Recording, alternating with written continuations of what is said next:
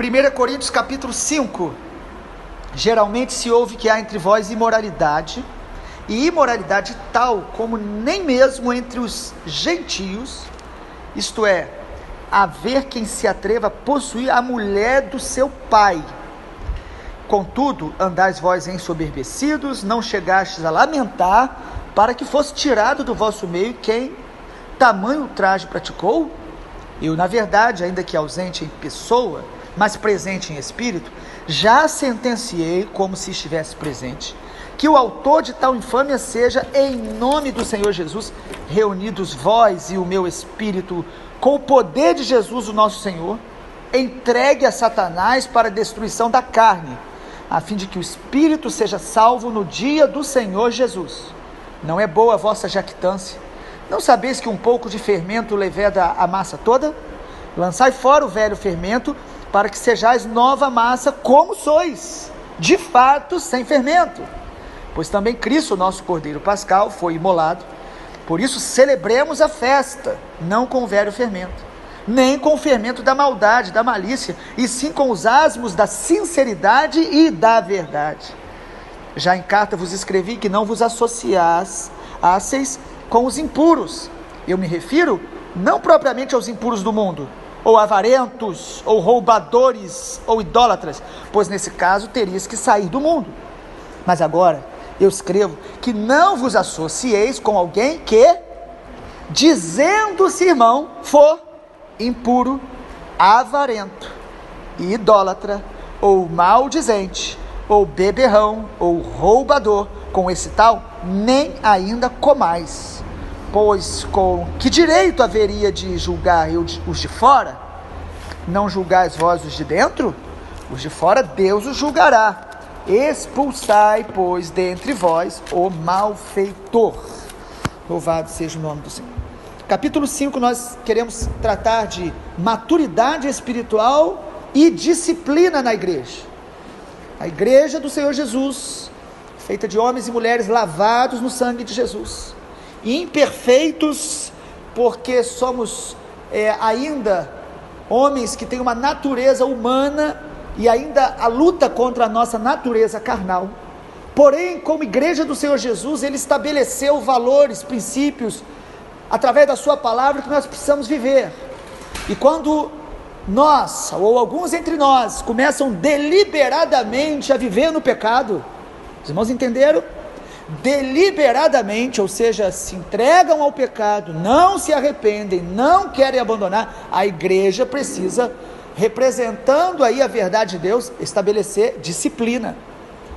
Falar disso hoje é muito difícil, porque nós vivemos o tempo onde a sociedade e a ideologia do mundo tem tentado impor sobre todos que nós não podemos ser intolerantes, nós não podemos tratar as pessoas de maneira áspera ou dura quando elas erram. Hoje nós vivemos uma sociedade onde todos são vítimas, se parar para observar.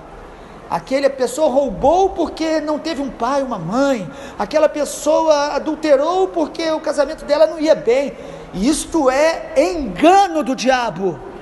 Não somos se todos são vítimas, não existe responsabilidade, não existe lei, não existe justiça. Nós estamos numa sociedade assim, mas a igreja do Senhor Jesus, ela vai chamar o pecado pelo nome, ela vai chamar a cada um ao arrependimento. O evangelho é um chamado ao arrependimento, a mudança, a abandonar o pecado, a lutar contra essa natureza carnal continuamente. Não somos superiores, não somos perfeitos no sentido absoluto da palavra, mas a igreja do Senhor Jesus, ela é chamada a viver o aperfeiçoamento contínuo numa vida na palavra. E quando pecamos, a palavra do Senhor é uma provisão: confesse, abandone, se arrependa, o Senhor perdoa, o Senhor restaura, o Senhor te transforma, te cura. Mas uma igreja madura vai tratar com seriedade o pecado. Não podemos ser tolerantes.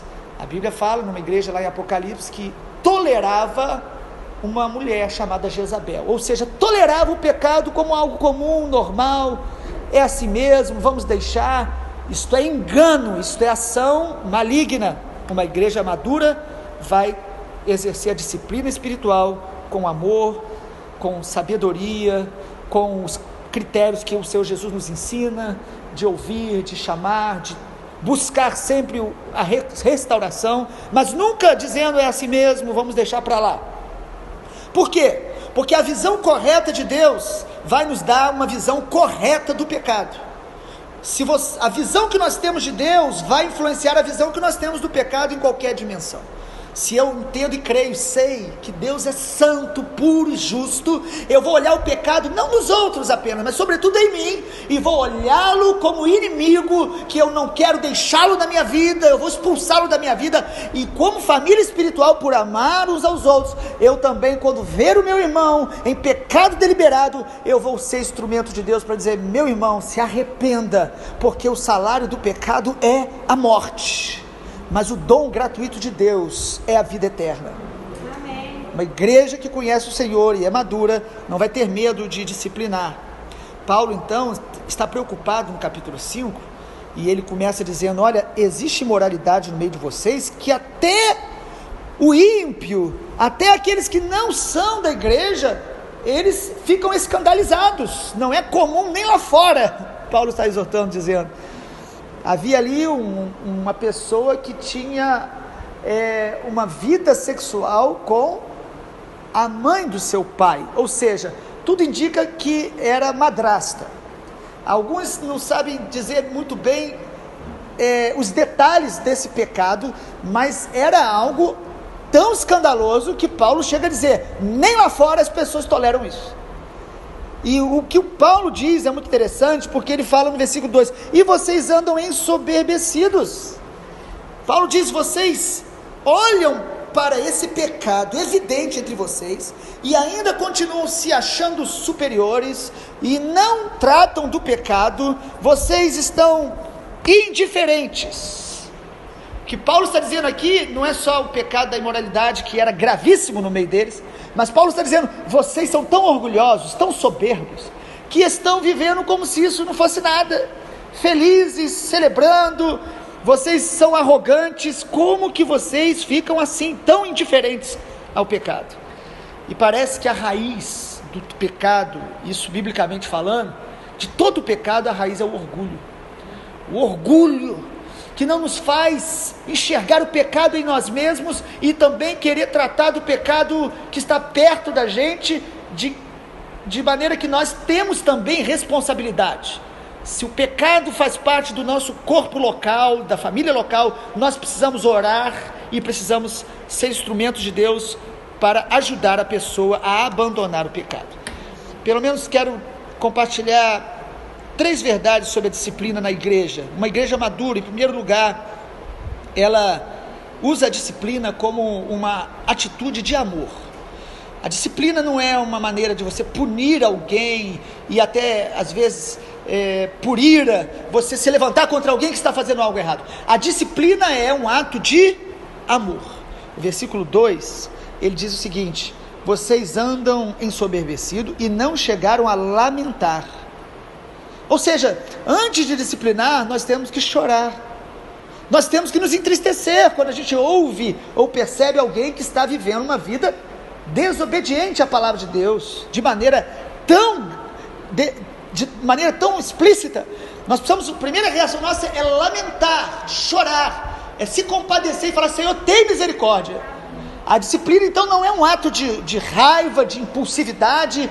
Algumas pessoas já têm algo contra o outro, e quando vê o outro no erro, eles acusam e dizem como que pode. A atitude é legalista. Não é essa a disciplina que a Bíblia ensina a gente a exercer. É com choro, é com lágrimas, é com amor, é por amor. Sabe, irmãos, disciplina é um ato de amor. Às vezes alguns pais, eles não disciplinam os filhos e passam até a ideia: olha, ama tanto que não tem coragem de disciplinar. Não, isso não é amor, isso é indiferença. Isso às vezes é culpa. Às vezes por culpa os pais não disciplinam, porque eu também errei, eu também fiz. Ou às vezes por indiferença. Falta de disciplina é falta de amor. A Bíblia diz que o pai corrige ao filho que ele ama. A disciplina então é uma manifestação de de uma igreja madura, de uma família madura, de pais maduros. Propósito, por que é um ato de amor? Porque o propósito é lamentar, tirar, e não é para expulsar da igreja, às vezes uma tradução usa essa expressão, mas é para tirar daquela posição onde a pessoa se sente confortável, como se as pessoas estivessem achando normal o que ele está fazendo. Quantas pessoas que abandonam o casamento, no outro dia estão com o namorado, colocam lá no Facebook, e alguns da igreja vão lá e curtem. Você sabe o que é isso? Pecado. Pecado de quem curte, pecado de quem acha normal. E se temos essa atitude é porque há uma soberba, há uma raiz em nós de iniquidade. Porque se olhamos para o Senhor Santo, nós vamos olhar para a igreja e nós vamos clamar ao Senhor: santifica-nos, a cada um de nós. A disciplina é um ato então de amor, e o propósito é o arrependimento, a salvação. Ele diz: olha, tirem essa pessoa para que de alguma forma ela venha se arrepender e ela venha ter consciência do que ela está fazendo, e quem sabe ela seja salva. O propósito é a salvação, não é expulsão e tirar para a gente, nossa igreja não pode ter isso aqui no nosso meio. Não é uma questão de reputação da igreja, é uma questão de amor por aquela pessoa. A disciplina às vezes é a única maneira que a pessoa tem de cair em si e de mudar e de voltar para o Senhor e de permanecer nele. Segundo lugar, a disciplina também numa igreja madura, ela é proteção contra a contaminação dos demais. A disciplina é proteção contra contaminação. Versículos 6 a 8 do capítulo 5 de 1 Coríntios, o apóstolo Paulo, ele fala da preocupação dele. No versículo 6 ele fala: não é boa a vossa jactância, porque um pouco de fermento leveda toda a massa. O pecado é como um fermento. Fermento é algo que você, quando joga na massa, você não vê o fermento. Olha aqui o fermento. Geralmente você não vê, ele some, mas ele afeta toda a massa. Então Paulo está dizendo: precisa haver uma disciplina nos termos bíblicos, não é algo aleatório, não é algo arbitrário. O apóstolo Paulo fala: olha só, eu estou dando a direção, vocês devem fazer como corpo. Não é algo que alguém faz isoladamente, parte da liderança junto com a igreja. Não é só da liderança. Alguns dizem o pastor tem que fazer alguma coisa. É uma atitude da igreja como corpo, consciência da igreja. E não é algo que um irmão faz e o outro: olha, eu te coloco, você tá. É algo que a gente faz com discernimento. Mas, amado, é algo que a gente faz para não contaminar. Preocupação então com o pecado, porque ele é como um fermento. Uma laranja podre, ela estraga todo o saco de laranja que você guardou. A relação nossa, e olha o que Paulo diz, pessoas da igreja, ele está dizendo: olha, eu não estou falando de quem está no pecado lá fora. O nosso relacionamento com pessoas que dizem que são do Senhor e vivem deliberadamente no pecado precisa ser extremamente cauteloso o tempo todo, porque nos contamina como nós não percebemos. Não, olha, eu sei que ele está longe, eu sei que ele vive falando mal de todo mundo, eu sei que ele está contaminado, mas eu saio com ele, porque a gente tem que amar, a gente tem que andar junto, a gente sai para lanchar. Irmãos, a Bíblia diz que você vai ser contaminado. Você pode não concordar, você pode não falar o que a pessoa fala, mas aquele fermento, ele vai entrando em você de alguma maneira, vai te tornando às vezes tolerante. E aí, quando você tiver o primeiro problema, aquele espírito que estava sobre aquela pessoa, ele entra em você facilmente, e você diz: bem que fulano tinha razão, ele mesmo que ele sempre me falou, eu não acreditei. Quantas pessoas estão fracas espiritualmente, não sabem por quê? Porque o fermento da pessoa que vivia no pecado te contaminou. Não se acha forte o suficiente para andar com pessoas que estão deliberadamente no pecado, no meio da igreja. A Bíblia diz que as más conversações corrompem os bons costumes, querido, de todos nós. Salmo 1 diz: feliz é o homem que não anda no conselho dos ímpios, não se assenta na roda dos escarnecedores, não se detém. Até mesmo que a gente se alimenta via mídia, televisão, internet, amado, se alimente do que é puro, do que é santo, coma, porque quando você se expõe a qualquer nível de informação, se alimente do que edifica, do que fortalece. Até mesmo as notícias de morte e de violência e de corrupção que nós assistimos todos os dias, não devemos nos expor a elas de maneira contínua, porque não é saudável. Não é. Amado, tenha prazer na lei do Senhor, medita nela de dia e de noite, saiba das notícias da maneira mais cautelosa e vigilante e sóbria possível. A melhor coisa é ler os sites na internet, para você ler, observa o que está ocorrendo, ora, senão você vai se tornando indiferente, acostumado de ver todos os dias morte, violência, prostituição, adultério e divórcio, e você começa a... O que o diabo mais deseja não é que você faça tudo o que o mundo faz, mas é que a gente se torne indiferente, roubando de nós o discernimento espiritual, a compaixão de Jesus e a voz profética que prega o evangelho, que denuncia o pecado e que mostra que em Jesus nós somos curados, libertos e salvos. Então nós temos que vigiar muito o fermento, essa malícia, a maldade que vai passando, que vai influenciando. Então a disciplina tem um propósito também de nos livrar dessa contaminação. E em terceiro e último lugar, a disciplina, ela deve ser exercida pela palavra contra todo tipo de pecado. A disciplina não é uma atitude uma ideia de um homem, de uma tradição humana, mas ela deve ser algo que é usado, é feito através da palavra de Deus. Nós disciplinamos aquilo que é contrário de maneira clara à palavra de Deus e contra todo tipo de pecado. Versículo 11, o apóstolo Paulo diz: agora eu escrevo que alguém que diz que é irmão, mas foi impuro, avarento, idólatra, maldizente. Paulo então está dizendo o seguinte: este homem tem que ser disciplinado, não é porque o pecado dele é na área sexual.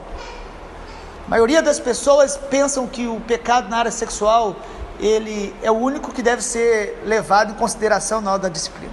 O apóstolo Paulo diz: olha, vocês, se vê alguém dizendo que é irmão, mas se for impuro, avarento, que é aí o amor e apego às coisas materiais, ou idólatra, ou maldizente, o fofoqueiro, aquele que é dado a falar das pessoas, julgar, comentar, divulgar notícias, sejam verdadeiras ou falsas, para pessoas que não diz respeito. Ele diz sobre todo esse pecado, ele coloca junto, ele fala com essas pessoas, com beberrão, roubador, ele coloca tudo isso e diz: nem coma com ela. Nem comer aqui, porque o comer na cultura judaica tinha a ver com receber e dar as boas-vindas àquela pessoa. É óbvio que em alguns casos nós temos que estar, às vezes por causa do trabalho, às vezes na família, a gente vai ter que estar numa mesa com pessoas que a gente percebe que se enquadram nesse contexto. Mas parece que o apóstolo Paulo está dizendo: olha, o que você puder fazer para evitar, evite. E se você estiver ali, a questão não é comer, mas é você estar vigilante e sóbrio, não com as suas defesas desarmadas. Nós precisamos guardar o nosso coração o tempo todo, amados, e ser sal no meio do ambiente que o Senhor nos colocar. Então não é apenas a disciplina na igreja, não é apenas um desejo do homem, não é apenas uma questão cultural, mas é a gente justamente não ser conivente com nenhum tipo de pecado, não brincar com nenhum tipo de pecado. E aí eu vou falar algo que é extremamente polêmico, mas nós vamos colocar aqui a nossa posição. Há uma frase no meio evangélico, pelo menos no Brasil, eu não sei, a irmã que está aqui, né, da Venezuela, mas há uma frase no Brasil bem conhecida que dizem: não existe pecado, pecadinho e pecadão. Não sei como que é lá, mas o Brasil fala isso. Até quem converte ontem já sabe disso. Eu estou aqui para dizer a você que existe diferença de pecado, sim. A Bíblia fala. Existe pecados para a morte. Existem pecados que vão trazer consequências gravíssimas. Em nível de consequências, existe diferença de pecado para pecado, e há muitos textos bíblicos que nós poderíamos falar sobre isso. Porém, não existe um pecado que você possa conviver com ele de maneira amigável, amistosa, que não vá te separar da graça de Deus e que não pode te fazer ir para o inferno. Ou seja, o pecado, por mínimo que seja no sentido de consequência, ele é danoso, destruidor, e ele nos separa de Deus, quando vivemos deliberadamente nele. E aí a gente, lógico, vai pensar em algumas outras doutrinas que são também polêmicas, quanto a perda ou não da salvação. Amado, nós cremos na apostasia. A Bíblia fala que haverá uma apostasia muito grande no final dos tempos, ou seja, pessoas que caminhavam com o Senhor, que estavam no Senhor, mas por se entregarem deliberadamente ao pecado, e aí sim, seja qualquer que for o pecado, elas vão se apostatar da fé, vão sair do caminho. Essa possibilidade, nós entendemos que ela é bíblica e nós precisamos permanecer em Jesus todos os dias, como João capítulo 15, permanecer em mim, aquele que permanecer em mim e as minhas palavras nele, esses serão meus discípulos, eles vão orar e eu vou ouvir. Eu não creio que um pecado isolado, nós todos pecamos, a Bíblia diz que quem fala que não tem pecado, já pecou. Existe o pecado na nossa natureza, não creio que isso vai romper nossa comunhão com Deus, nós vamos perder a salvação, mas eu creio que uma atitude deliberada de permanecer no pecado, de endurecimento do coração, de ensurdecer os nossos ouvidos, a Bíblia diz: arrependa-te, para que ninguém tire a sua coroa, arrependa-te, senão eu virei e tirarei o seu candeeiro, a luz da minha presença vai sair da igreja, como ocorreu nas igrejas da Ásia Menor, antiga Ásia Menor, atualmente Turquia, nas 7 igrejas que o Senhor Jesus exortou a permanecer nele. Então, irmãos, para a gente concluir, o apóstolo Paulo está falando para a igreja, uma igreja madura vai tratar com seriedade o pecado, vai disciplinar, com amor, mas com firmeza, com amor, mas com seriedade. Ainda que a imoralidade fosse o pecado grave aqui, porque o apóstolo Paulo coloca a gravidade desse pecado, porque ainda que a disciplina deva ser feita em qualquer nível de pecado deliberado, esse nível de pecado de imoralidade, nós vamos falar dele mais para frente, que era uma raiz da igreja de Corinto, por ser uma cidade portuária, dada à prostituição e até a imoralidade nos cultos pagãos, esse pecado, ele era gravíssimo, mas Paulo mostra que existe uma lista que também pode te roubar da plenitude de Deus, que são esses outros pecados que nós enumeramos aqui em outros níveis. Paulo então fala, é interessante que o começo da carta nós já vimos Paulo denunciando a rivalidade entre eles acerca de líderes, Paulo no capítulo 4 denunciando a insubmissão deles com a respeito à autoridade dele, e no capítulo 8 ele vai falar que aquele povo de Corinto, eles eram orgulhosos com respeito a serem muito cheios de conhecimento, cheios de dons, e Paulo diz: olha, o saber incha. Então ele está mostrando aqui: olha, eu estou disciplinando vocês por amor. Ele fala: eu sou como pai para vocês, então eu quero ver essa igreja sendo curada. Mas é muito interessante, amado, que ele nesse texto ele fala assim: ó, celebrem a festa sem o fermento. Paulo então não está querendo estragar a alegria daquela igreja, ele não é um homem carrancudo, mal-humorado, ele diz: celebrem, e ele ainda diz um detalhe precioso, no versículo 8, celebremos a festa, mas não com o velho fermento. Aprenda a celebrar ao Senhor, mas em santidade, em pureza, com o coração limpo. Não misture as coisas. Eu estou em Deus, celebrando e tolerando o pecado. E ele ainda fala: nem com o fermento da maldade e da malícia, e sim com os astros da sinceridade e da verdade. A expressão que diz: debaixo da luz de Deus, que expõe nossas motivações, que expõe as áreas de carnalidade que o Senhor tem tratado com cada um de nós em alguma dimensão. E é interessante que ele fala: vocês são nova massa. Versículo 7, para que sejais nova massa como sois de fato. Ué, como que essa igreja, Paulo diz: vocês são nova massa. O que Paulo está dizendo, concluindo, amados? Vocês são santos e puros em Jesus. Então vivam de acordo com essa realidade de quem vocês são em Cristo. Vocês são santos, puros. Vivam de acordo com essa realidade. Não se entreguem ao pecado e nem tolerem ele no meio de vocês. Senhor Jesus nos abençoe, nos dê graça para viver a palavra todos os dias, praticando com toda a sinceridade. Amém.